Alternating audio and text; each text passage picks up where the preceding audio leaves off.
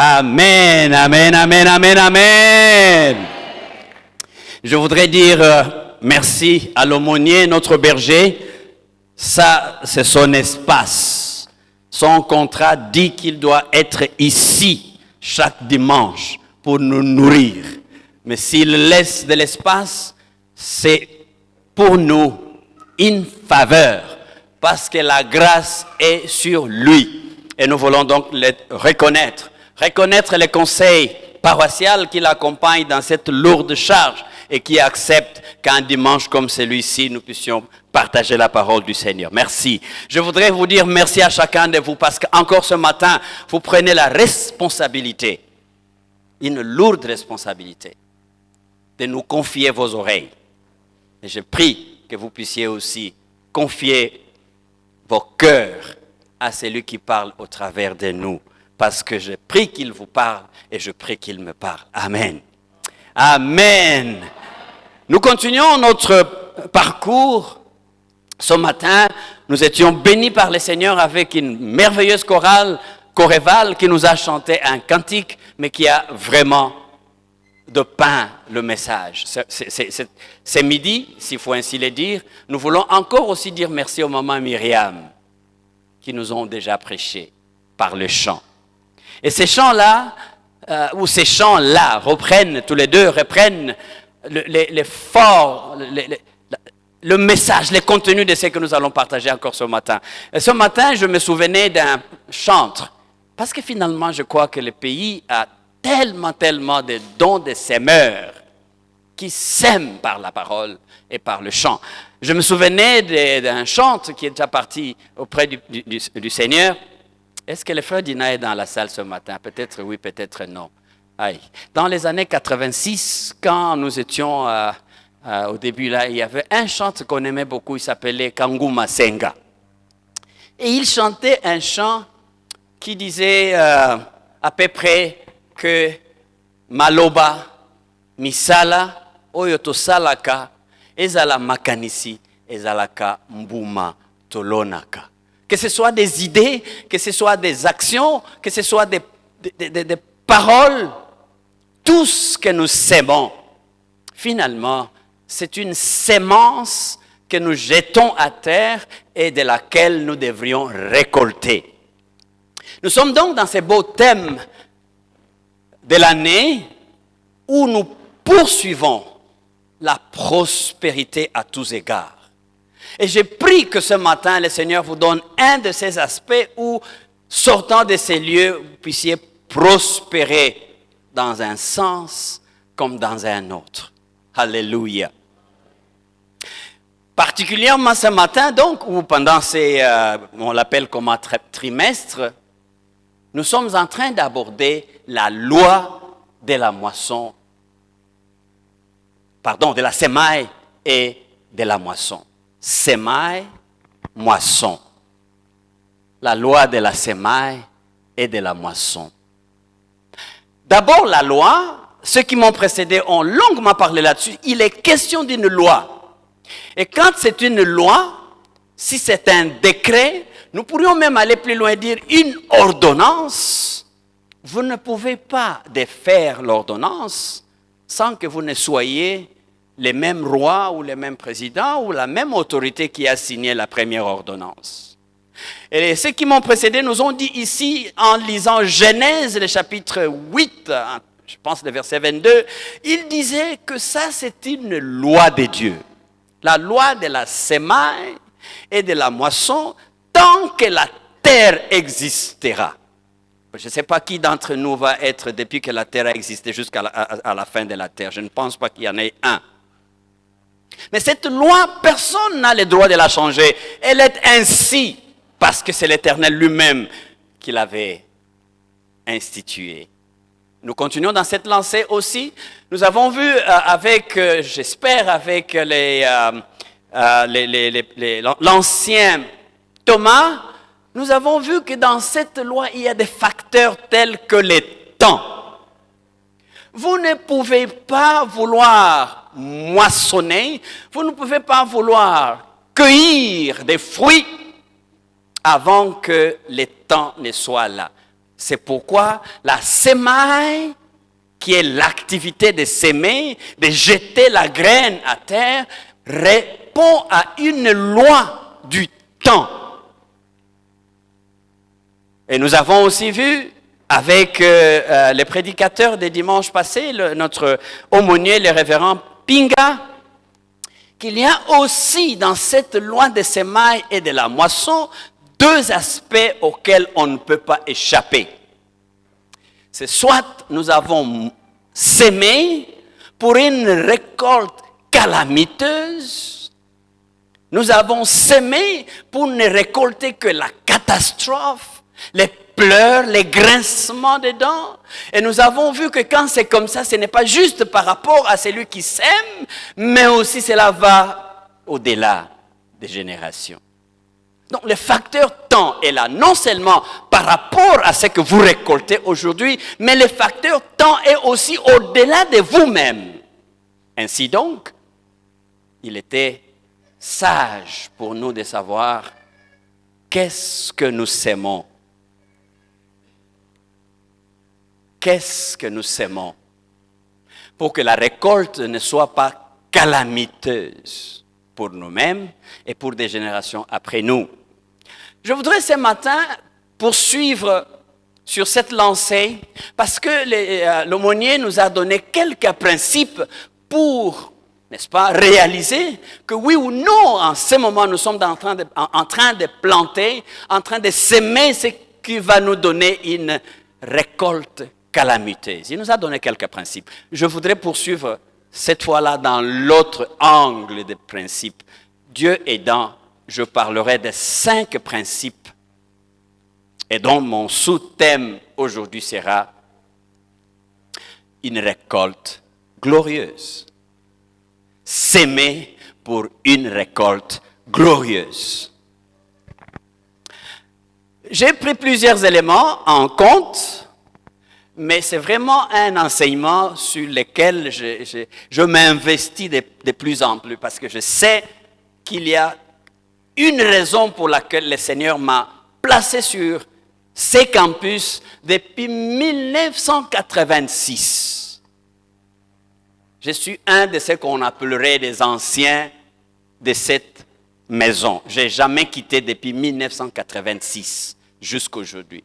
J'étais au fait la dernière génération de ceux qu'on appelait présidents du conseil paroissial qui étaient des laïcs. Donc, j'étais la dernière génération des laïcs qui faisaient des présidents de conseils d'administration. Parenthèse ouverte et fermée. Mais ça veut dire qu'il y a moyen d'être constant et voir la main de Dieu à travers des générations.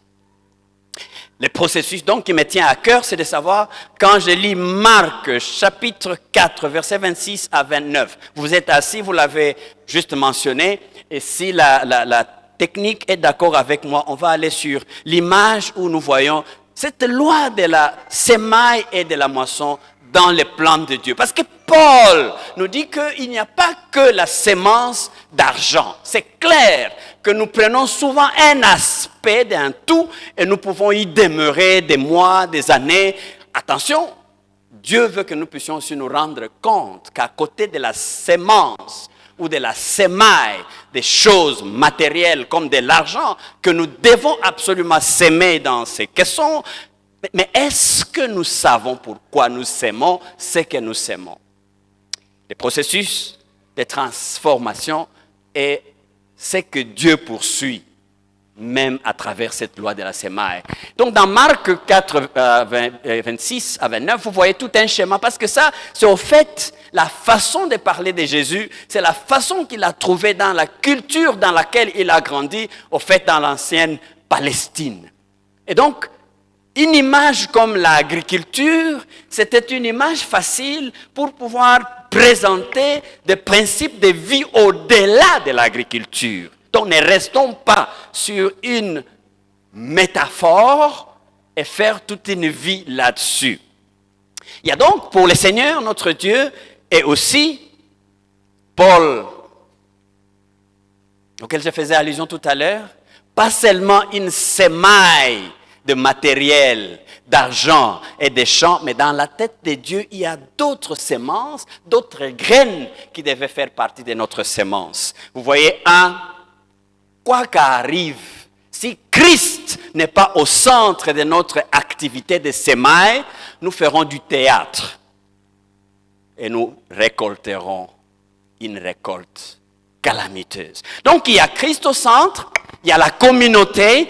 Bien entendu, quand nous parlons de la communauté, et le même Paul disait, on ne peut pas se moquer de Dieu. C'est que l'homme sème, c'est ça qu'il va récolter. Des fois, nous sémons les mots communauté et nous vidons ce qui en fait l'essence. Mais il faut cultiver la communauté réelle pour savoir que nous sommes une communauté différente des autres communautés et que si nous agissons, c'est pour que cette sémence, cette graine communauté soit enracinée et après les résultats, nous les verrons. Je vais parler de la troisième graine qui est le caractère.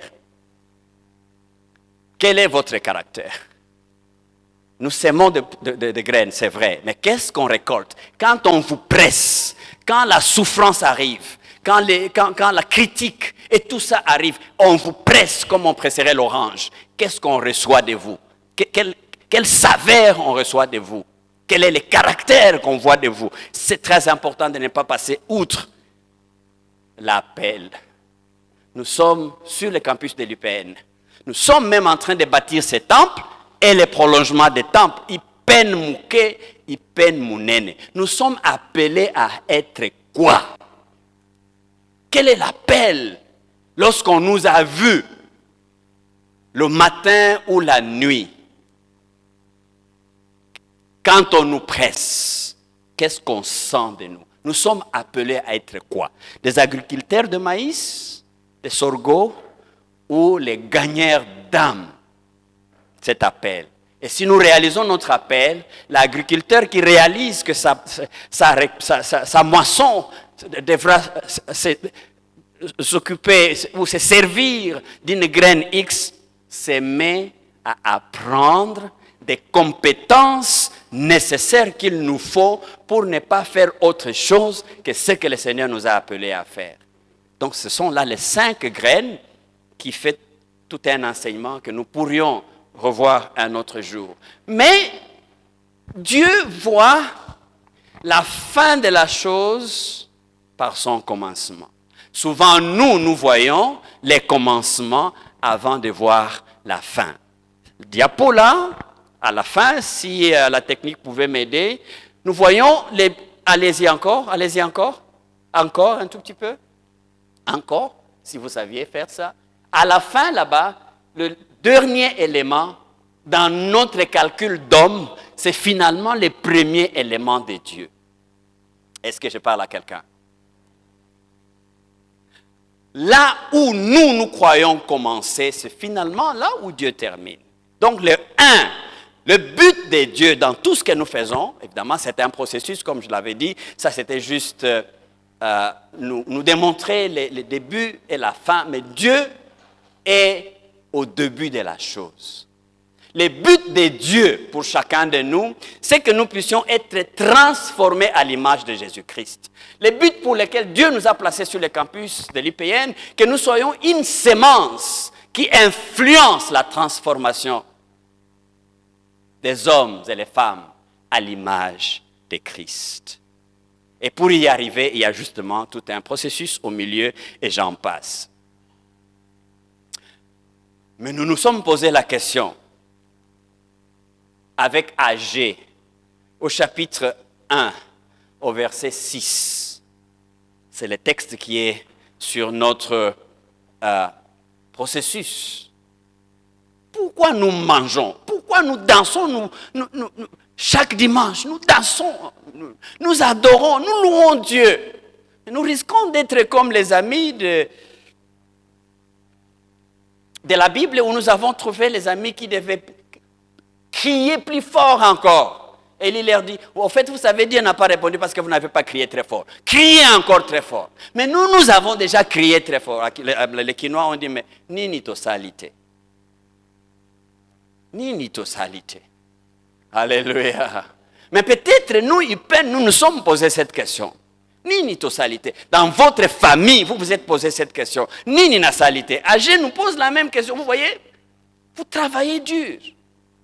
Même Ezo Yate, vous avez préparé. Même les chauffandises étaient là. Mais vous n'avez jamais eu à vous rassasier. Qu'est-ce qui se passe? La même question, je me suis posée et nous nous la posons aussi. Osée, dans Osée chapitre 10, versets 12 et 13, nous avons là-bas aussi une même réflexion qui nous arrive. Vous savez, vous avez fait ceci, mais Dieu vous a enlevé la joie. Vous avez fait ceci, mais Dieu vous a donné les résultats auxquels vous devriez arriver. Parce que vous avez sémé la méchanceté, vous avez sémé dans les péchés, ne vous attendez pas à récolter autre chose que ça. Et j'ai aussi entendu quelqu'un dire, dans cette réflexion, qu'on ne peut pas se tromper. Surtout, on ne peut pas mépriser Dieu, car tout ce que l'homme aura sémé, il le moissonnera. Nous avons eu un autre chanteur aussi qui chante « Oui, on moissonnera, oui, on moissonnera, oui, on moissonnera ». C'est les Congolais aussi, tout ça aussi un peu. Je voudrais croire que nous pouvons parler ce matin de 5 principes. Et je vais donc nous amener à regarder les 5 principes qui disent, en tout cas, ce que tu sèmes, tu les récolteras. Il y a un tableau quelque part, mon frère, si tu avais vu, il y a 7 semences. En dehors de 5 semences dont je viens de parler, 7 semences qui peuvent être différentes de tout ce que nous avons considéré jusqu'à maintenant comme semences. Si tu sèmes une idée, tu récoltes une pensée. Tu as retrouvé ces diapos, mon frère? Si oui, nous y allons ensemble. Et puis après, on va étudier nos 5 principes. Bon, la technique m'a abandonné, mais vos oreilles peuvent m'accompagner. Paul dit que si tu sèmes une idée, tu finiras par récolter une pensée. Quelqu'un a dû concevoir une idée dans sa tête pour que nous puissions avoir ce temple et même que nous puissions avoir les prolongements de ce que nous avons comme temple. C'est cette idée qui a été transformée, plus on en parlait, qui était devenue une pensée. Et nous avons sémé cette pensée. En tout cas, avant de trouver ce temple, nous avons récolté une attitude. L'attitude précède les comportements. Quelle est l'attitude que vous avez en écoutant dimanche après dimanche l'appel des offrandes dans les caissons? Quand vous entendez votre sœur, votre frère être éprouvé, quelle attitude vous avez? Et donc de l'attitude, si vous avez une bonne attitude, c'est clair, viendra une action. Et après l'action, c'est clair, viendra une habitude. Si vous continuez à faire une bonne chose, l'habitude va s'installer. Et s'il y a l'habitude, c'est clair que vous finirez par récolter les comportements. Et quel comportement vous voulez avoir? Qu'est-ce que vous avez mis dans votre habitude? C'est ça qui sortira dans votre comportement. Et lorsque vous aurez eu un comportement, et si c'est un bon comportement, et vous y prenez du temps, et le comportement finira par vous donner un caractère. Et quel est votre caractère? Ah, les frères là, c'est un frère d'un caractère dur. Et vous êtes content parce qu'on vous appelle un frère d'un caractère dur. Qu'est-ce qu'il y a dans la dureté de votre caractère? Parce que c'est finalement votre caractère donnera votre destinée. Et votre destinée peut être une récolte dramatique, calamiteuse. Nous avons vu Samuel 2, versets 12, 7 à 12, qui a récolté ou qui a moissonné une récolte calamiteuse. 2 Samuel chapitre 12, 7 à 12. Récolte calamiteuse. Je ne vais pas m'attarder là-bas, mais vous avez les fascicules. Si vous voulez aller en profondeur, vous pouvez les demander, nous pouvons vous produire les fascicules. Mais c'était au fait pour parler un tout petit peu de la récolte calamiteuse, comme nous a parlé les pasteurs les dimanches passés. La récolte calamiteuse ne va pas s'arrêter à vous. Ne vous y trompez pas. Tout le mal que vous commettez aujourd'hui sur les enfants d'autrui reviendra sur vous un jour, sous une forme ou une autre. Mais ça ira des générations après vous. J'ai parlé à la défense d'une de mes sœurs, que j'aime bien. J'y suis allé et j'ai entendu un professeur dire, parce qu'un enfant me répondait, m'a dit, vous voyez, nous vous disons, faites la défense au graduat, vous vous refusez. Maintenant, vous voyez ce que vous faites. Je disais, est-ce que ça, c'est à condamner sur l'enfant ou à condamner sur les professeurs? Est-ce que c'est l'enfant qui sait de quoi il a besoin pour arriver à la conclusion, ou c'est l'enseignant qui sait exactement quoi donner à l'enfant pour que, quand l'enfant parle, on dit, dis-nous, quel est ton nom? C'est pas moi, c'est le prof qui a changé ça. Ah, comment le prof devait changer le travail d'un étudiant? Enfin, bref, ce que nous sémons pourrait nous amener à une récolte calamiteuse si nous croyons que ce que nous sémons maintenant, c'est juste pour un temps caché. Non, ne vous y trompez pas. Ne vous y trompez pas. Le matin, je n'ai pas eu l'occasion de dire ceci, mais je vais peut-être placer ça ici pour dire, il y avait Dwight L. Moody qui observait un chef, un responsable. Ce responsable-là, dans son comportement avec ses travailleurs, il trompait. Et puis après, il dit, bon, j'ai fait ça parce que je voulais qu'on arrive là-bas. Donc, je l'ai trompé pour qu'on arrive là-bas. Et il voit un autre et il lui dit une chose. Et puis il dit, patron, mais tu m'as dit ça. Oui, parce que je voulais que tu arrives à ça. Un jour, ça l'a rattrapé. Il dit à un de ses travailleurs, est-ce que tu peux aller planter dans mon jardin un peu d'oignons? J'aime bien les oignons. Et le travailleur a dit, oui, patron, je vais faire ça. À la place des oignons, le travailleur a pris les graines de poivre, de piment. Vous connaissez la différence entre piment et oignon? Oui, mais si vous savez pourquoi vous vous taisez, vous êtes déjà endormi. Réveillez-vous, m'accompagnez-moi, on va aller ensemble bientôt. L'oignon et les piments. Quelle est la différence? Tout ce qui vous vient à l'esprit, c'est quoi? Les piments, les poivres piquent. Je préfère prendre l'oignon que les poivres. C'est ça que le maître voulait. Mais quand il a donné l'ordre à l'enfant, il est parti, il a semé les poivres. Et les poivres ont pris le temps de la loi de la semaille et de la moisson. Et comme il a caté, et comme il. Et il est parti cueillir, il vient avec. Tout content. Mais il était conscient que ce qu'il faisait, c'était pour choquer et défier son chef. Il présente les piments, tout rouge. Et le chef dit, mais comment ça? Ça, c'est quelle race d'oignon tout rouge comme ça? Et le serviteur dit, non, patron, tu sais, tout ce que j'ai fait comme toi tu dis. Parce que toi, tu as toujours dit que si tu veux récolter les biens, tu sèmes les mal. C'est pourquoi moi, j'ai aussi pensé que si tu veux récolter les oignons, il faut planter les poivres. Et le chef, qui était tout fâché, mais finalement, il s'est abaissé et désormais, il a changé son comportement. Est-ce que vous allez changer votre comportement? Si oui, vous arriverez à la récolte glorieuse. Et nous allons lire 2 textes maintenant par rapport à cette récolte glorieuse et nous allons avoir nos 5 principes. C'est ici que je vous aurais demandé de vous tenir debout et qu'ensemble nous puissions lire la parole de Dieu que j'ai pensé utile pour vous et moi. Pour partager ces quelques éléments, ces quelques principes, je vous convierai d'aller dans Genèse au chapitre 41.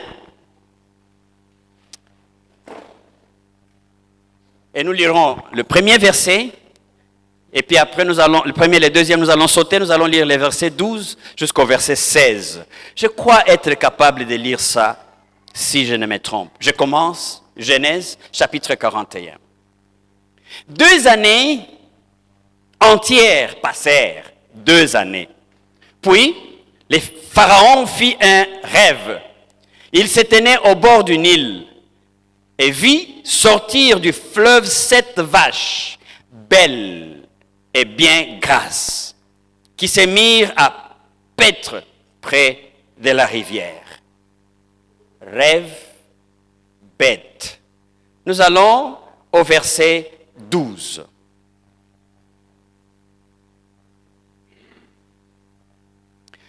Or, il y avait là avec nous un jeune homme hébreu, un esclave du commandant des gardes. Nous lui avons raconté nos 2 rêves et il en a donné l'interprétation de chacun d'eux. Par la suite, les choses se sont passées conformément à l'interprétation qu'il nous avait donnée. Moi, j'ai été rétabli dans mes fonctions et l'épanetier a été pendu. Je vais au verset 16. Joseph répondit au Pharaon, ce n'est pas moi, c'est Dieu qui donnera au Pharaon l'explication qui convient. Nous allons rapidement lire aussi Philippiens chapitre 2 et le verset 9. C'est pourquoi Dieu l'a élevé à la plus haute place et lui a donné le nom qui est au-dessus de tout nom. Amen. Père, élève-nous au niveau où tu peux nous mettre dans le pouvoir total d'agir comme tu veux que nous puissions agir. Bien-aimé, la loi de la semaille et de la moisson, c'est une loi. Elle agit pas seulement pour le matériel, elle agit dans la volonté de Dieu, dans un processus établi par Dieu. Nous voyons là dans l'histoire dont j'ai pris juste la fin, les noms d'un jeune homme appelé Joseph. Et donc, ma petite réflexion va tourner autour de ce que Joseph nous enseigne. Si nous voulons réellement récolter une moisson, nous voulons faire une récolte glorieuse. Cela ne commence pas à la fin, ça commence au commencement, au début de toute chose. C'est pourquoi je vous ramènerai dans cette réflexion au point 37, au chapitre 37.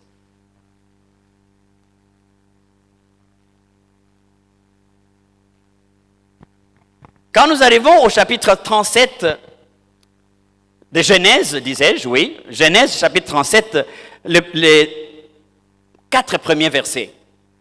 Je dis, Dieu ne voit pas les choses à la surface. Dieu voit les choses au commencement, à la racine. Et donc, dans ce chapitre 37 de Genèse, nous voyons là les rêves de Joseph. Jacob s'établit au pays de Canaan où son père avait séjourné. Voici l'histoire de la famille de Jacob. Joseph, âgé de 17 ans. Mais comment ça? Quand j'ai lu ces chapitres 37, j'étais un peu bouleversé. On dit, voici l'histoire de la famille de qui? Vous n'avez pas lu ces versets avec moi, hein? C'est l'histoire de la famille de qui? Parce qu'ils étaient tous absents. Pourquoi ils vous ont laissé seuls dans la salle? Et on parle de l'histoire de la famille de Jacob. Mais je veux que vous soyez là avec moi, mes amis, mes frères et sœurs. Jacob, on parle de sa famille. Mais quand on commence à parler d'une généalogie, j'aurais cru qu'on devait commencer par les plus vieux de la famille. Mais l'histoire que je lis ici commence par les tout jeunes de la famille. Qui s'appelle? Ah, là vous êtes revenus. Joseph. Ne m'abandonnez pas, allons ensemble. Je vais parler de 5 principes qu'il faut suivre pour arriver au pouvoir, pour arriver à l'élévation, pour arriver à la vie abondante que Dieu est prêt à donner à vous et à moi. Ce qui s'est passé, dans 41, nous voyons qu'il y a Joseph qui prend les pouvoirs. Et là, il a 30 ans. Mais tout commence alors qu'il n'a que 17 ans. Premier principe, si vous voulez arriver à l'élévation, si vous voulez saisir les pouvoirs, pas seulement le pouvoir de devenir premier ministre comme ma sœur Judith, Non, mais le pouvoir, la maturité d'agir et d'accomplir des choses parce que Dieu vous donne le pouvoir d'agir, parce que c'est lui qui donne le pouvoir. Alléluia. Dans 37, Joseph, adolescent de 17 ans, il est fils d'un père, il est frère de plusieurs dans la famille. C'est exactement comme Jésus-Christ quand il commence, et lui plutôt à 12 ans. Dans Luc 2, 41 à 52, on voit qu'il parle des familles. Bien-aimés, les premiers pas dans chaque développement pour atteindre la vie abondante, pour atteindre la prospérité abondante, il faut une famille. Qui sont vos parents? P, premier P, parents. Il y a des gens qui croient qu'ils peuvent tout faire, peu importe qu'ils aient des parents ou pas. Et il y en a même qui ont rendu leurs parents des sorciers. Nous avons vu que si vous sémez l'idée, vous allez récolter la pensée. Et plus tard, ce que vous sémez, c'est ça que vous allez récolter. Et si vous pensez que vous devez sémer la sorcellerie dans vos parents, bon, ils ne vont pas vous manger. Mais quelqu'un va vous manger à cause de l'idée que vous avez sémée que vos parents sont des sorciers. Frères, vous ne pouvez pas aller loin. Dans la notion des parents, si vous ne reconnaissez pas qu'il y a des gens qui sont aînés parmi vous, c'est un principe et c'est une loi. Et je vous en convie, mes frères et sœurs, réalisons que nous faisons partie d'une famille nombreuse. Que c'est dans la famille où nous arrivons à apprendre ce que sont nos capacités et nos faiblesses. C'est dans la famille, je vous assure, que nous allons apprendre aussi à pardonner. Parce que vous croyez que vos plus grands ennemis seront ceux du dehors? Non, non, non. C'est d'abord dans la famille. Amen. C'est aussi dans la famille que vous aurez la première élévation. Imaginez, Jacob ne savait pas ce qu'il était en train de faire. Il a cousu une tunique multicolore. Alléluia. Réalisez tout ce que vous faites pour vos enfants avec un cœur de la bonne sémence, ça portera le fruit. Et vous devez être connecté avec Dieu pour ne pas perdre les repères. Vous avez 60 enfants. Je ne sais pas, Jacob avait son nombre. Mais la famille, la lignée qui commence à transformer les choses, commence avec le cadet, Joseph. Je voulais dire à quelqu'un, le premier P pour vous peut être que vous êtes une femme, vous êtes un garçon dans votre famille. Ne vous sous-estimez pas. Réalisez ce que Dieu fait avec vous dans la famille. Ne vous laissez pas perdre par le critique, ni la jalousie de ceux qui sont avec vous dans la famille. Vous êtes dans une commission, dans un département de l'église, vous êtes peut-être le maillon faible, vous êtes peut-être la personne qui n'a pas étudié plus que les autres, vous êtes peut-être la personne qui n'a pas un soutien de qui que ce soit. Restez là et apprenez ce que Dieu fait avec vous. Amen. C'est la première semence, bien-aimée. C'est pourquoi je crois et j'ai toujours pensé que la famille, c'est le premier laboratoire de n'importe quel leadership possible. Qu'est-ce que vous faites de votre famille? Qu'est-ce que vous dites de vos parents, de vos enfants, des frères et sœurs? Mais malheureusement, il y a l'élévation avec la tunique multicolore, mais il y a aussi la critique, la jalousie, qui finira par faire qu'il y ait un deuxième P. Et le deuxième P, c'est les puis. Dites avec moi, puis. 37, les versets 12 à 24, nous lisons, « Ils se saisirent de lui et les jetèrent au fond de la citerne. » La citerne, c'est un mot, un vocabulaire dont le synonyme est aussi le puits. Amen. Ils l'ont jeté dans les puits. Mais attention, dans la famille, n'oubliez pas qu'il y a toujours, parmi les méchants, il y a aussi au moins un qui a le cœur qu'il faut pour sauver ceux qui peuvent sauver. S'il n'y avait pas Ruben dans la famille, la vie de Joseph s'arrêterait là. Mais c'est avec la pensée de Dieu dans la famille qu'il mettra dans la tête de quelqu'un pour dire oui. Nous avons fait tous les complots, mais au moins, ne laissons pas couler le sang. On les jette seulement dans les puits. Et là, dans les puits, probablement, frères et sœurs, vous êtes dans un puits quelconque aujourd'hui. Je voudrais vous encourager que c'est une bonne étape. C'est un bon pas pour vous de reconnaître les puits dans lesquels ceux qui sont autour de vous vous ont jeté. Ils ont jeté Joseph dans les puits. Mais dans les puits là, il n'y était pas parti parce qu'il avait commis des péchés.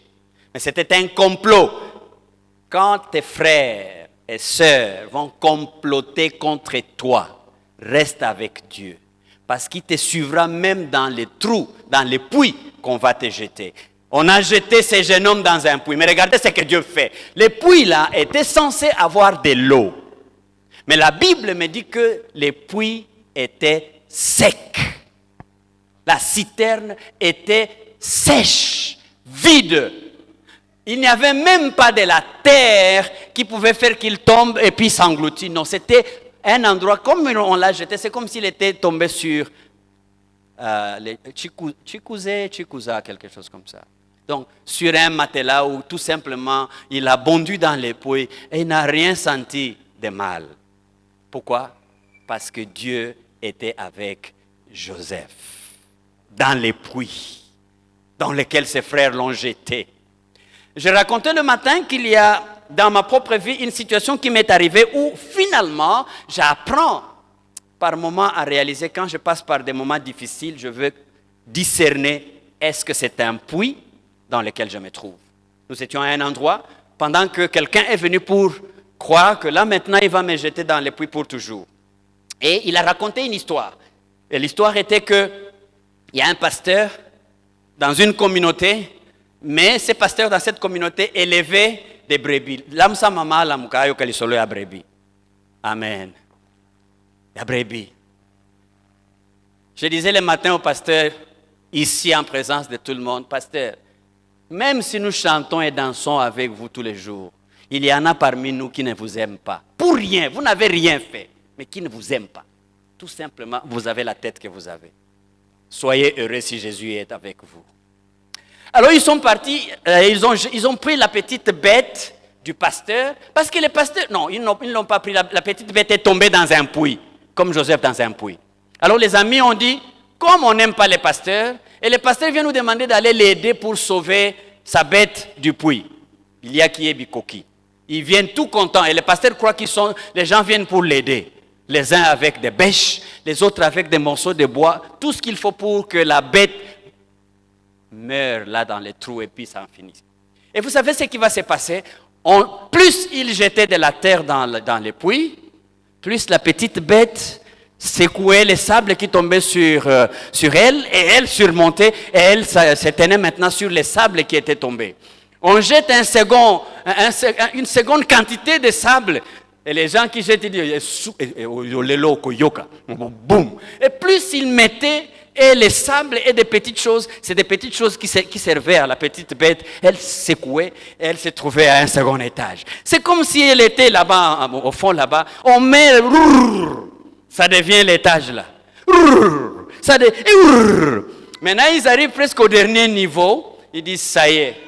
Les plus vieux ont dit non, on doit quitter parce que quand le pasteur va dire qui a tué sa bête, je risque d'être du nombre. Comme maintenant la bête est finie, ils commencent à fuir. Mais les plus jeunes qui étaient courageux regardent, disent, ah, mais la bête qu'on a cru avoir tuée et enterrée, on la voit marcher tout bonnement ici. Qu'est-ce qui s'est passé? Frères, si vous êtes avec le Seigneur, les puits dans lesquels on vous mettra, le Seigneur sera avec vous. Il fera que ceux qui veulent votre mort soient ceux qui vont vous assister jusqu'à ce que vous arriviez au sommet de votre puits. Peut-être c'est là que vous êtes ce matin. N'oubliez pas que vous êtes sur votre deuxième pas. Parce que votre premier pas, c'était les parents. Et votre deuxième pas, c'est les puits. Il y a un troisième. Troisième P, c'est dans Genèse chapitre 39, 1 à 20. Vous pouvez les lire. Mais c'est Joseph qui se trouve maintenant en Égypte, vendu par ses propres frères, toujours autour d'un complot. Bien-aimés, mais j'ai aussi pitié de vous. Cet enseignement pouvait vous positionner. Si vous pensez que votre vie, c'est toujours vous associer à faire des complots contre des gens, il y a des gens pour lesquels on ne peut pas comploter indéfiniment. Parce que quelqu'un m'a dit que si celui-là n'a que Dieu pour l'aider, et vous faites des complots contre lui, qui va l'aider? Dieu va l'aider. Maintenant, si vous vous êtes rendu compte que celui contre qui vous faites des complots tous les jours, Dieu est avec lui, abandonnez au moins. Alléluia. Chez Potiphar. Votre troisième P, c'est chez Potiphar. Votre Potiphar, c'est le troisième P pour vous. Alléluia. Merci ma sœur. Votre Potiphar, frère. Quand vous lisez Genèse 39, 1 à 20, Potiphar est un grand responsable dans la maison, pas du Premier ministre. Dans la maison de qui? Du Pharaon. C'est-à-dire celui sur qui repose tout pouvoir. Comme Jésus-Christ pouvait dire, tout pouvoir m'a été donné. Potiphar est la personne qui gère, si c'était à Kinshasa, la maison civile du chef de l'État et la maison militaire du chef de l'État. C'est donc celui qui a sous sa gestion les JR, comment on les appelle les JR, le garde républicain. C'est-à-dire qu'il n'y a personne qui bouge. Dès que Pharaon montre le doigt, c'est fini, la personne doit s'arrêter et se taire. Pourtant, il n'est que juste un gardien. C'est quelqu'un qui est chargé des protocoles de la maison du chef de l'État. Mais, où est-ce qu'on va trouver Potiphar? On va trouver Potiphar dans sa maison, dans son service, avec sa femme et avec les autres travailleurs. Malheureusement, c'est toujours un pouvoir limité. Parce que Potiphar n'a pas la gestion de la République. Il n'a la gestion que des choses de la maison du chef de l'État. Les choses. Mais il faut passer par Potiphar, bien-aimé, pour que tu apprennes comment on marche quand on est dans la cour du roi. Il faut que tu sois avec un Potiphar qui te dise comment on mange dans la cour du roi. Vous avez vu les jours de l'inauguration de notre président. J'ai regardé même ses enfants quand ils montaient là dans la plateforme qui a été préparée pour leur accueil. Est-ce que vous vous êtes rendu compte? Peut-être vous ne vous êtes pas rendu compte. J'ai vu que même maman Denise, elle ne marche plus comme une infirmière. Maintenant, elle marche comme la femme du président. Et je regardais les enfants qui marchaient avec leur papa. C'était plus comme les enfants là qui vont jouer Zango. Non, c'est des enfants qui marchent. Alléluia. Frère, vous avez besoin d'un Potiphar qui vous apprend comment dans la maison de Dieu on devait se comporter. Qui vous apprend comment dans la maison de Dieu on ne dit pas n'importe quoi. Qui vous dit dans la maison de Dieu comment on respecte les policiers. Amen. Dans la maison de Potiphar, on vous observe. Il y a des choses que vous faites et vous croyez qu'il n'y a personne qui vous voit. Les Potiphar regardent même au loin au travers de la fenêtre. Il vous voit vous comporter et il vous donne la gestion de toute sa maison. Potiphar est votre coach. Potiphar est votre conseiller. Personne ne peut aller en élévation sans passer par quelqu'un d'autre qui lui montre comment on marche. J'ai appris que la reine Esther, la nièce de Mardoché, on a dû prendre du temps pour lui montrer même comment on met les tilets. Vous pensez qu'on met les rouges à lèvres n'importe comment? Non. Non. Les rouges à lèvres que vous mettez là pour venir dimanche ici, c'est différent des rouges à lèvres que vous devez mettre pour aller au palais du peuple. Alléluia. Je disais l'autre jour à mes amis que je vois des fois, les gens qui viennent à l'église pour chanter ou faire chanter, ils nous ont déjà appris qu'il faut couper les pantalons, il faut mettre les téléphones à gauche, les chargeurs du téléphone à droite, et puis les porte-monnaies vides, mais devant, et puis un peu de papier qui font semblant d'être des papiers mouchoirs de l'autre côté, et alors on marche comme ça. Et je me suis posé la question, est-ce qu'il y a quelqu'un parmi ceux-là, si on les prend, on dit maintenant tu es devenu ministre, qui marchera avec un pantalon comme ça? Il y a un ici? Non. Non. Et pourquoi vous faites ça? Venez à l'église comme en allant dans les palais du roi. Alléluia. Mettons les plus belles tenues qui existent. Je vais gagner mon temps. Mais tout ça, on l'apprend par un Potiphar. Sœur, vous attendez de vous marier, n'allez pas ngoulou parce que vous avez perdu le temps. Demandez à une sœur qui est mariée. Elle est mariée, ça fait 34 ans. Comment elle fait pour rester dans le mariage 34 ans? Elle continue à être ngembu. Comment elle fait? Ngembu. Mais comment? Alléluia. Il faut un Potiphar à côté de vous, bien-aimés. J'en vois qui m'énerve, qui me donne la révolte dans mon cœur. Ils veulent être des prédicateurs. Tout ce qu'ils ont appris, ils ont vu un prédicateur faire comme ça, et eux aussi, ils vont faire comme ça. Et puis ils commencent à dire des choses, je ne comprends pas, ils prennent ça tout. Ils prennent les mouchoirs, ils nous font tomber avec les mouchoirs. Nous disons Alléluia. Et puis après la Alléluia, assoyons-nous à côté avec les frères. Frère, qui est ton père spirituel? Tu viens de quelle paroisse? Bon, j'étais à la paroisse là-bas, les choses ne marchaient pas, Dieu m'a appelé. Ah, frère. Les Anglais disent understand. Pour stand, il faut aller under. Vous devez être sous quelqu'un. Et ça, c'est un Potiphar qui va vous préparer à aller. Parce qu'il vous montrera même, quand on va dire aujourd'hui c'est votre élévation, comment il faut marcher et comment il faut vivre l'intégrité. C'est dans la maison de Potiphar. C'est pourquoi je préfère, sœur, quand une sœur vous a dit que la robe là que vous avez portée, vous l'avez portée, ça fait 3 jours. Elle commence à sentir l'odeur de la sueur. Ne l'insultez pas. Écoutez son conseil, c'est important. La Bible me dit qu'il y a des gens, vous leur donnez des conseils, ils vont vous insulter. Et la Bible les appelle des insensés. Je préfère que vous soyez homme, femme, sage, que vous receviez les conseils qui viennent d'un Potiphar. Cherchez pour vous-même un Potiphar, un homme ou une femme avec de l'intégrité et qui peut vous conduire vers votre destinée. Alléluia. Mes amis, la 4e école. Merci beaucoup, ma sœur. J'ai bien compris que c'était ça qui devait être. Amen. La prison.